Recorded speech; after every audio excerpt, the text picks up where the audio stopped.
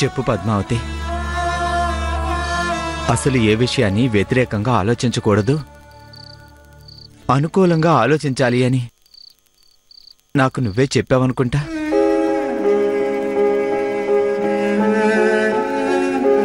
తుఫానికి ముందు ఉరుములు ఉరుముతాయి, గా తర్వాత అంతా ప్రశాంతంగా ఉంటుంది కదా. మన విషయంలోనూ గదే జరిగింది, జరుగుతుంది.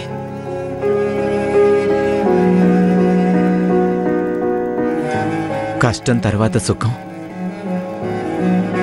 సుఖం తర్వాత కష్టం ఎదురవుతుంటాయి. కష్టాలకి కృంగిపోవడం, సుఖాలకి పొంగిపోవడం అనేది సహజం. నాకేదో అయ్యిందని నువ్వు బాధపడమాకు. అలాగే జరిగిన దాంట్లో నీ తప్పేమీ లేదు, అలాగే అమ్మ తప్పు కూడా ఏమీ లేదు.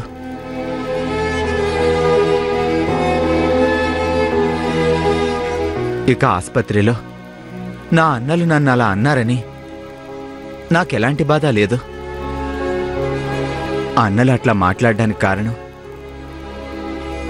అమ్మ ఆరోగ్యం బాగుండకపోవడం. అమ్మకు అట్లా అయినాదని వాళ్ళు మనతో కోపంగా మాట్లాడారు. వాళ్ల బాధ కూడా అర్థం చేసుకోవడానికి ప్రయత్నిద్దాం.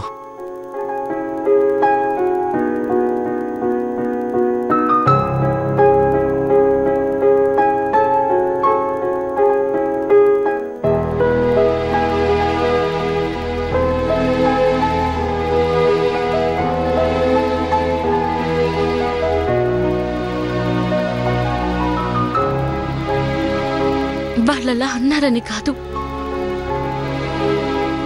మనల్ని అక్కడి నుంచి గెంటేశారని కూడా కాదు.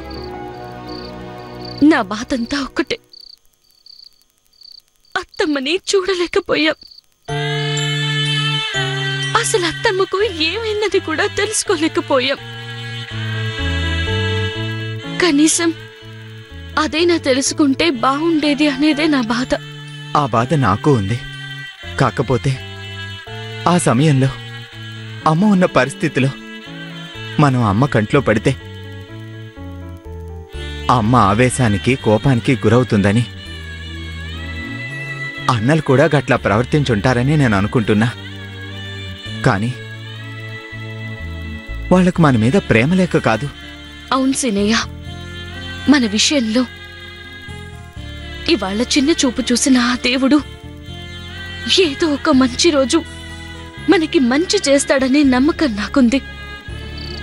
ఆ నమ్మకంతోనే బ్రతుకుదాం. ఇది నువ్వు అనాల్సిన మాట. నీ నోటకిసువంటి మాట వినాలనే నేనిదంతా మాట్లాడినా ఇంకెప్పుడు నిన్ను నువ్వు తక్కువ చేసుకునే మాటలు మాట్లాడుకో. ఎవరెన్ని చెప్పినా ఏం మాట్లాడినా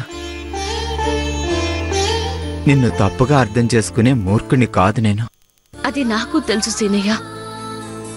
ఏది జరిగినా అది మన మంచికే జరిగిందని మంచిగా ఆలోచిస్తూ కలిసి ప్రయాణం చేద్దాం.